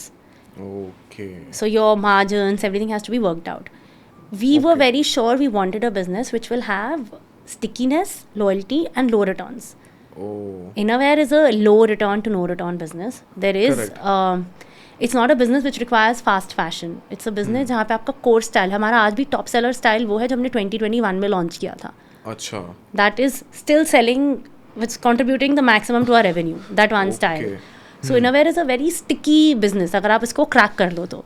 Problem ये थी कि innerwear is an unorganized business, उसको crack करने का चैलेंज वहाँ पे है। चैलेंज आज भी अनऑर्गेनाइज इसलिए कि मैं भी देखता हूँ कि अगर कोई भी स्टेशन के बाहर आप चले जाओ, मुंबई में कोई भी स्टेशन के बाहर रेडी पे इनरवेयर्स बिक रहे। हाँ। तो आपका कॉम्पिटिटर, आप बोलते हो, मैंने शार्क टैंक में देखा कि आपका बिगेस्ट कॉम्पिटिटर जॉकी है, तो मेरे को लगा कि जॉकी कैसे हो सकता है? आपका बिगेस्ट कॉम्पिटिटर तो मेरे हिसाब से रेडी वाला है। रेडी वाला तो मेरे लिए तो दोनों कंपटीशन है ना, and which is a very challenging thing कि one is the big boy, मतलब एग्जैक्टली करेक्ट यू कांट, मतलब जो उनकी ब्रांड रिकॉल वैल्यू है वो किसी की नहीं है, किसी की नहीं है। और दूसरी तरफ मेरे पास वो है जो बहुत सस्ता प्रोडक्ट बेचता है, जो उसकी डिस्ट्रीब्यूशन है अनऑर्गेनाइज मार्केट की, वो किसी के पास नहीं, क्योंकि उसका प्रोडक्ट सस्ता है।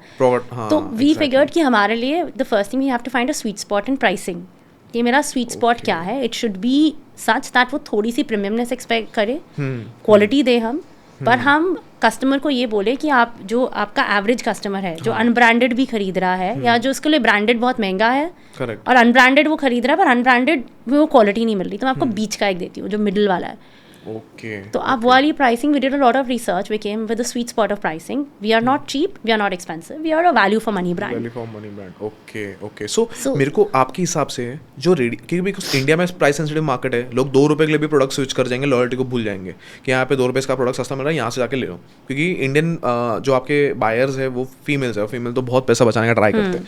सो जो सस्ता बहुत बेचते हैं, व्हाट डू यू थिंक कि उनके माल में खराबी से इनरवेयर, क्योंकि innerwear specially when we say to ladies, panties में innerwear directly connected to the body, ऐसे जेन्युइन पार्ट्स में रहती है, तो क्या इन्फेक्शन का डर होता है? सस्ता उन लोग कहाँ बेच पाते हैं? कहीं ना कहीं क्वालिटी को मैटर करता है, क्वालिटी मैटर करती है, और आपकी जो वो फिट इचिंग होगी या यू नो रैशेस हो जाएंगे, वो सब चीज़ें होती हैं। इवन ब्राज की अगर फिट खराब है, सो फॉर विमेन सबसे बड़ी प्रॉब्लम ये रही है कि ब्राज, उन ज़्यादातर औरतों को तो पता ही नहीं कि उनका ब्रा साइज़ है क्या, उनको समझ, कोई बहुत टाइट पहन लेंगे या फिर वो यहाँ पे स्ट्रैप्स के निशान छोड़ेंगे। तो व्हाट वीव डन इज हम मेक श्योर करते हैं कि कंफर्ट हो। द थिंग इज कि इनरवेयर के अंदर एक बार आपको कोई प्रोडक्ट कंफर्टेबल लग गया, फिर आप उसको बार बार बाय करते हो। Exactly. So the whole point is हमारे पास रिपीट रेट बहुत अच्छा है। So as I said, we were able to bring it to profitability by making sure कि हमारा रिपीट रेट अमेजोन पे 35% का है। वाओ, 35% मतलब 100 लोग जो आपसे खरीद रहे हैं उसमें से 35 लोग वापस आके आपसे खरीद रहे हैं। तो अगर आपका रिपीट रेट अच्छा है, देन इट मीन्स आपने प्रोडक्ट लेवल की प्रॉब्लम सॉल्व करी हुई है। करेक्ट। तो इनरवेयर में that is the main challenge कि आपको मेक श्योर करना है कि कस्टमर आपके पास दोबारा आए और आप उनको वो कंफर्ट दो। और कस्टमर क्यों दोबारा आने का ट्राई करता है? जैसे आपने बताया कि रैशेस हो सकते हैं, इन्फेक्शंस हो सकते हैं, अगर सस्ता माल लिया रेडी वाले के साथ और रेडी वाले के पास जा भी नहीं सकते। इवन मैंने आपका पैकेजिंग देखा था, तो आपके पैकेजिंग में आपने पीछे स्पेशली डॉक्टर का डाल रखा था। हाँ. अब लोग सोचते हैं यार मेरे को इनरवेयर लेना है तो उसमें डॉक्टर से क्यों बात करना है? तो मेरे को इस पर थोड़ा सा आपसे बात करना है कि why it is necessary to talk a doctor before. जैसे आपने बोला कि यार हमने तो डॉक्टर से फ्री में कंसल्ट कर लो, आप क्यों उन लोग कंसल्ट करेंगे? Why it is needed? क्या प्रॉब्लम आ सकता है? I tell you the kind of questions that we get on that portal. Problem होती है जैसे हम पीरियड पैंटीज बेचते हैं, रियूजेबल पैड्स ही बेचते हैं। सबसे बड़ा कंसर्न लोगों को होता है कि रियूजेबल है, हम धो के पहनेंगे, इन्फेक्शन तो नहीं होगी। उसके लिए आप डॉक्टर से बात करो। जब आप कुछ ले रहे हो, अब बहुत किसी का जैसे आया कि मैं कोई भी ब्रा पहनती हूँ मुझे रैशेज हो जाते हैं, तो मैं अब उस केस में क्या करूँ? तो वो सब चीज़ें टिपिकली लोग डॉक्टर के पास तब आ रहे हैं या बात तब करें जब उन्होंने कुछ खराब पहन लिया।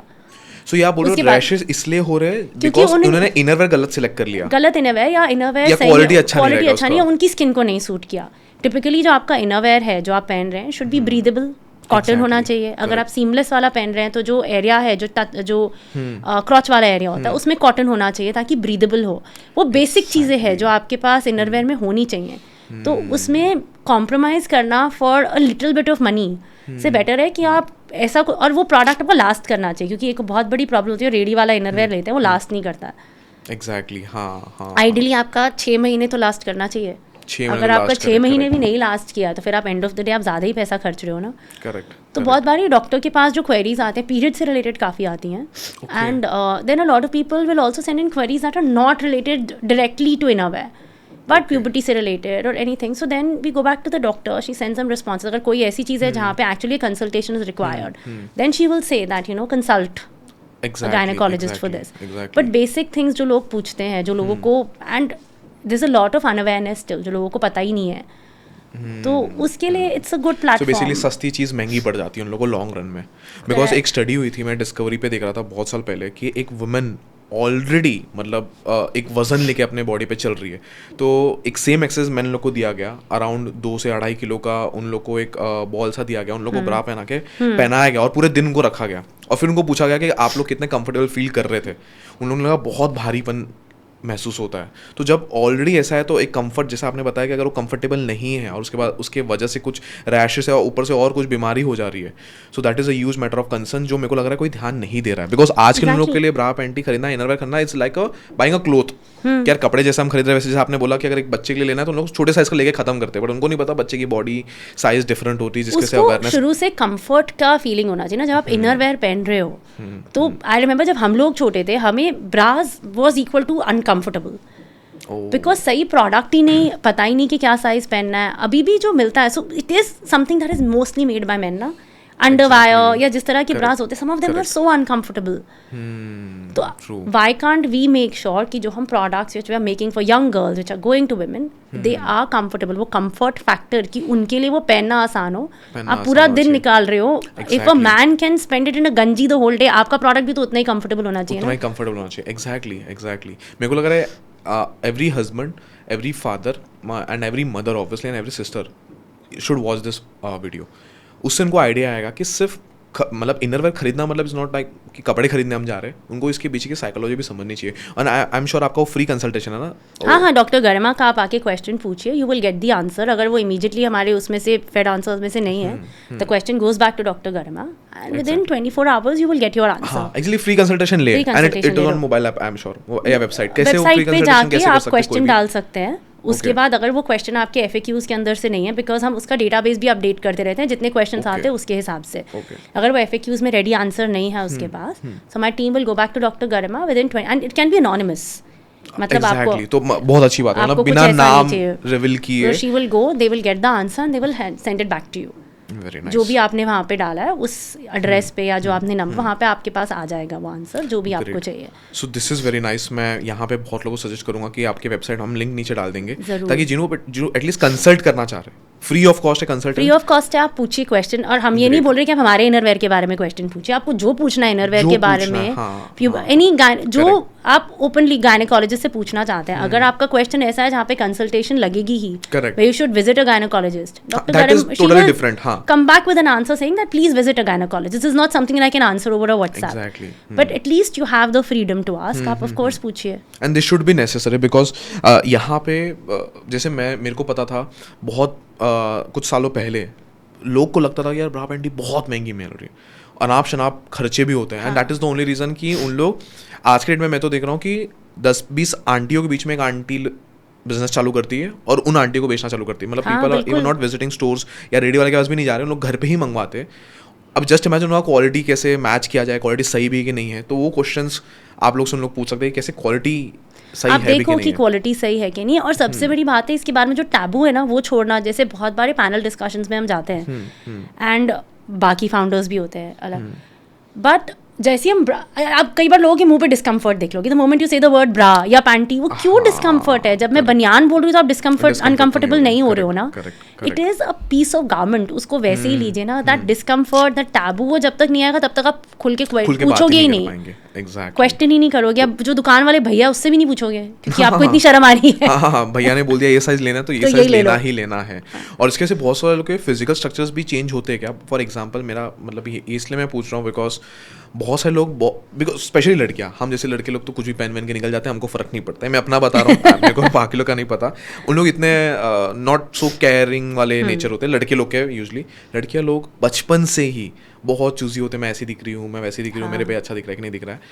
अब जब वो उतनी चूजी होते, डू यू थिंक अगर बचपन में गलती से गलत शेप का भैया ने चिपका दिया, अब यहाँ पे डॉक्टर भी भैया है, कंसल्टेंट भी भैया और बेचने वाला भी भैया है, करेक्ट, तो अगर भैया ने बोल दिया जैसे आपने बताया कि उन लोग छोटे साइज का दे देते और बचपन में किसी लड़की ने छोटे साइज का गलती से कुछ गलत पहन लिया, तो क्या बढ़ते बढ़ते उनका बॉडी स्ट्रक्चर कुछ अलग हो जाता है? अनकंफर्टेबल बहुत होता है और बेसिक बॉडी इमेज इश्यूज होते हैं। फॉर एग्जाम्पल एक छोटा सा एग्जाम्पल देती हूँ, ब्राज में डार्ट्स होते हैं आगे, वो बहुत सारे, अगर आप अनब्रांडेड प्रोडक्ट्स में डार्ट ऐसे होता है कि जब आप उसको पहनते हो शर्ट के ऊपर वो बहुत अजीब सा दिखता है, वो शेप अजीब दिखती है। वो लड़की अपनी बॉडी के बारे में you'll see वो ऐसे पिक करती रहेगी, ऐसे ऐसे करती रहेगी। इट्स बॉडी लैंग्वेज में आ गया ना डिस्कम्फर्ट, और अपने कॉन्फिडेंस आप बचपन से ही वो इंट्रोड्यूस कर रहे हो कि वो कंफर्टेबल नहीं, वो बैठी हुई है, वो कभी ऐसे कर रही है, यहाँ से पुल कर रही है, यहाँ से क्यों?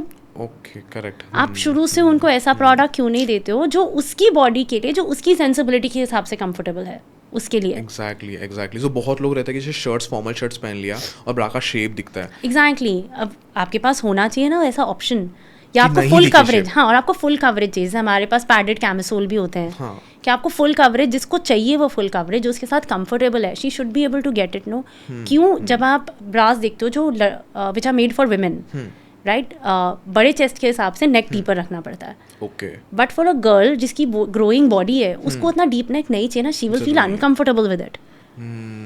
सो आपको लगता है अगर सही चूज किया तो इवन वो शेप जा सकता है? बिकॉज मैं देखा बहुत, जैसे आपने बताया ना, बहुत लोग, मेरे को भी बहुत बार फेस पे दिख जाता है कि सामने वाली अनकंफर्टेबल हो रही है बिकॉज ऑफ उनका स्ट्रिप दिख रहा है, या मे बी यहाँ पे शेप दिख रहा है, वो उसको पुश कर रही है, अनकंफर्टेबल फील कर रही है, तो वो जा सकता है अगर हमने सही प्रोडक्ट सिलेक्ट किया बचपन से ही। जब आपको फर्स्ट प्रोडक्ट भी, और आपको उसमें आप उसको अनकंफर्टेबल से एसोसिएट नहीं कर रहे हो, कि आपकी जो बेसिक रिक्वायरमेंट है, बेसिक नीड है, वही आपके लिए अनकंफर्टेबल नहीं होनी चाहिए। दैट इज वेयर आपकी बॉडी इमेज इश्यूज, बहुत कुछ वहां से शुरू हो जाता है। ओके। और आपके लिंक पे उन लोग ये भी पूछ सकते हैं, मतलब इवन कि मेरे को, मतलब फॉर एग्जांपल मेरा स्ट्रिप दिखता है तो उसके लिए मैं क्या करूँ, so even they can ask. हाँ, एब्सोल्युटली, ग्रेट। तो ये एक अच्छा प्लेटफॉर्म हो जाएगा जहाँ पे अपने कितने भी क्वेश्चंस हो जाके पूछ सकते हैं, और फ्री ऑफ कॉस्ट है, तो इसका पूरा बेनिफिट भी ले सकते हैं उन लोग। सो दैट्स ग्रेट वानी जी, जहाँ पे आपने कवर किया कि क्यों ज़रूरी है इनरवेयर को भी मतलब ध्यान देना, और आई टोटली फील कि ध्यान देना चाहिए। जो हमारे बॉडी डेलिकेट बॉडी पार्ट से कवर होते हैं, अगर वो कपड़े को हम सही से सिलेक्ट करें तो हम बीमारियों से और इवन मोस्ट इम्पोर्टेंटली अनकंफर्टेबल से भी बच सकते हैं, जिससे हमारा कॉन्फिडेंस बूस्टअप होगा। मेरे को एक बात बताइए कि हाउ, मतलब पैसे कमाने के, अब मैं थोड़ा उसको इस तरीके से लेके आता हूँ, थोड़ा बिजनेस एंगल लेके आते हैं आपका, ये इंडस्ट्री में पैसे कमाना कितना ईजी है या कितना डिफिकल्ट है आपके हिसाब से? देखो, राइट स्ट्रैटेजी की बात है। बहुत लोग, अच्छा, जैसे मेंस वेयर में तो there are lots of brands which are doing very well now.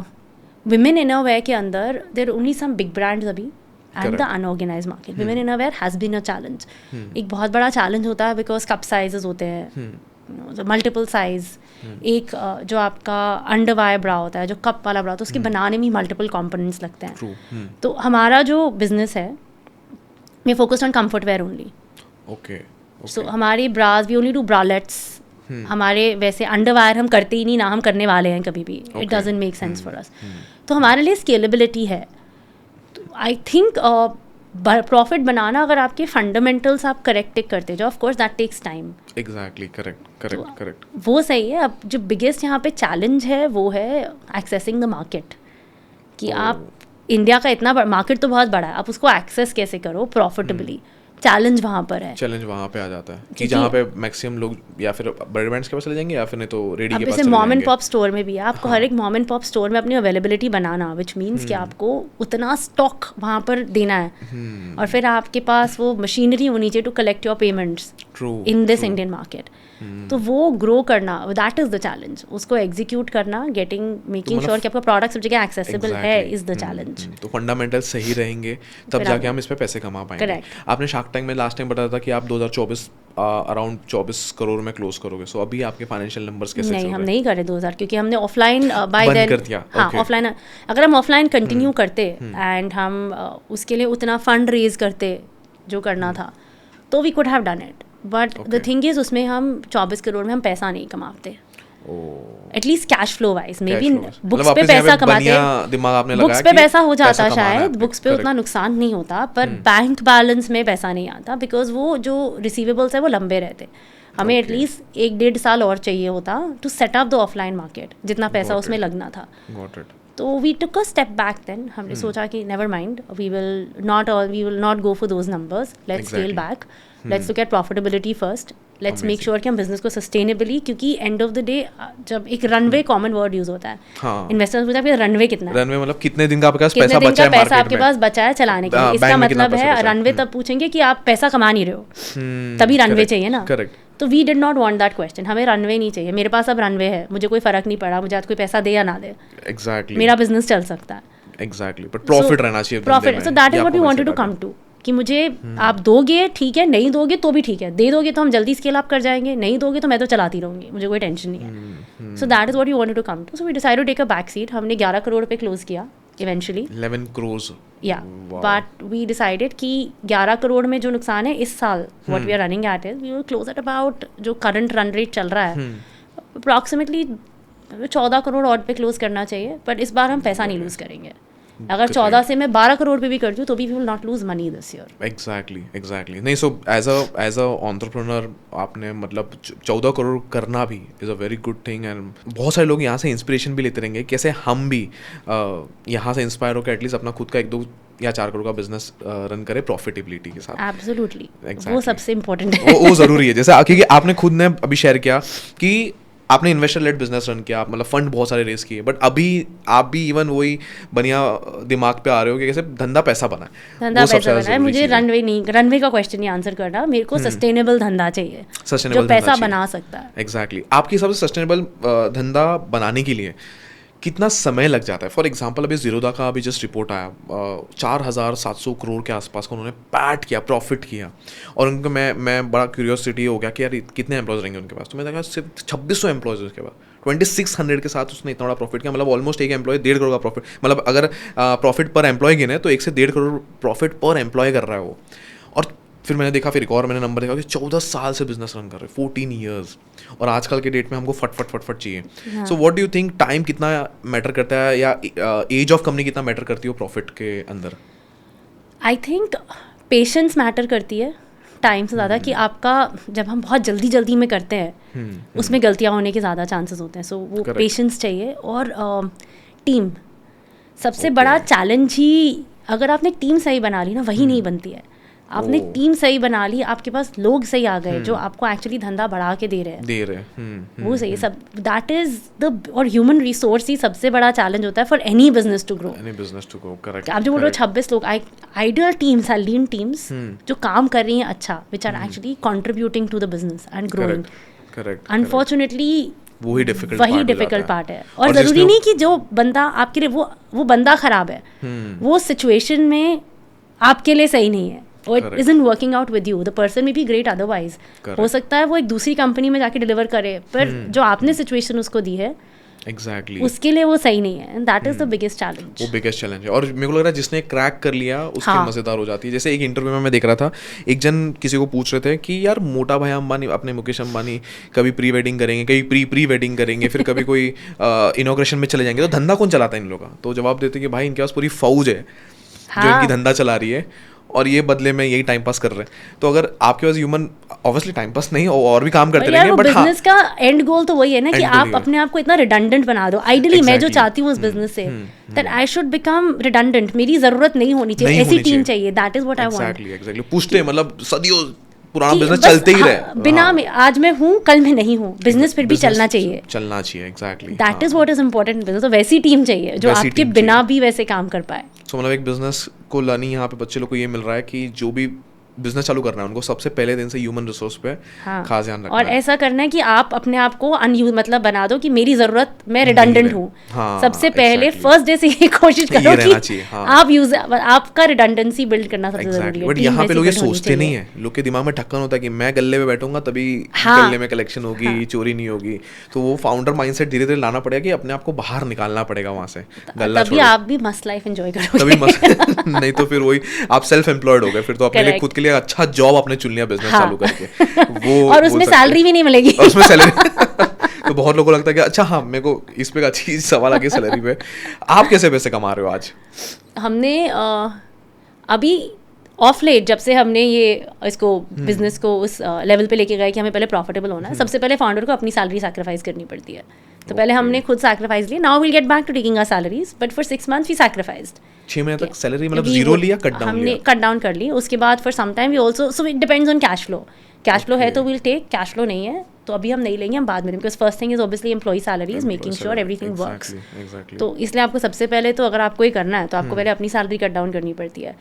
So we cut that down for some time. Now we are back to taking it because now we are able to make that. पर वो सब that's the hardest call for the founder ना. Founder मतलब एक पैसा नहीं, सबको लगता है बहुत छाप रहे पैसा, बट फाउंडर एक एक्चुअल में पैसा नहीं कमा पाता. पर अगर आपको नहीं, फाउंडर पैसा कमाते हैं, हमने पैसा कमाया भी है, पर अगर आप business is not doing well या आपने अभी बिजनेस कैश फ्लो नहीं जनरेट कर रहा, तो फिर आप नहीं ले सकते ना. Then it is your own responsibility. फिर आप कैसे लोगे? कैसे लेंगे? फिर नहीं ले पाएंगे. तो फिर आप थोड़े दिन नहीं लोगे. Will make sure everything is stabilised. But that is true for all bania businesses also. Exactly. हाँ, अगर बिजनेस ही पैसे नहीं बने, बिजनेस में अगर जिस टाइम नहीं हुआ तो नहीं लेते फाउंडर. उनके पास अपनी जो भी जब कमाया होता है अपनी सेविंग करते हैं, उस टाइम उसे चलाते हैं, फिर थोड़े दिन नहीं लेते. That is true for any business family also. अगर नहीं लेना तो फिर आप उतना ले दो जितना आपका बिजनेस आपको उस टाइम पर दे सकता है.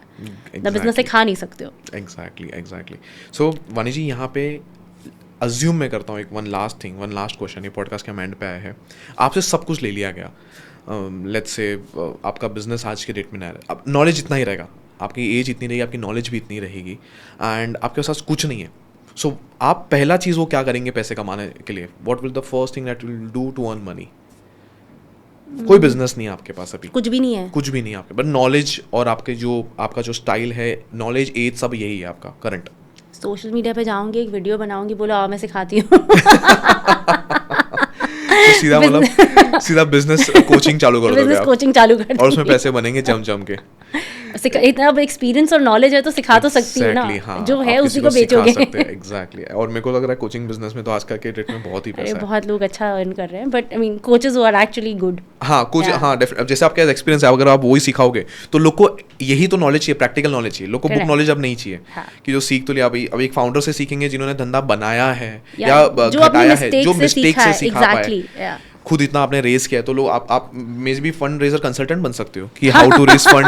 देखो आपने अभी बता दिया, सब ले लो तो क्या क्या करना.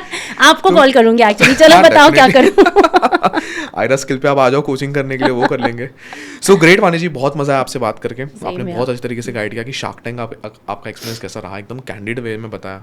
आप खुद एक फाउंडर कैसे पैसे बनाता है, इनर वेयर के बहुत चैलेंजेस बताया. मेरे को सबसे बड़ा मेरा टेक अवे इस पॉडकास्ट से ये था कि एक इनर वेयर को लेना, कपड़े लेने जितना आसान नहीं समझना चाहिए. एटलीस्ट थोड़ा सा उस पर आप ध्यान दे दोगे तो आप बहुत सारे डिस्कम्फर्ट से और इवन बीमारियों से भी बच सकते हो, अगर एक इनरवेयर लेते समय कोई भी फीमेल अपने आप को पहले से ध्यान दे रहे. तो बहुत मजा आया Vani ji. Thank you so much, and I hope आपको अच्छा लगा रहा है. Thank you so much. Was a lovely experience. Super.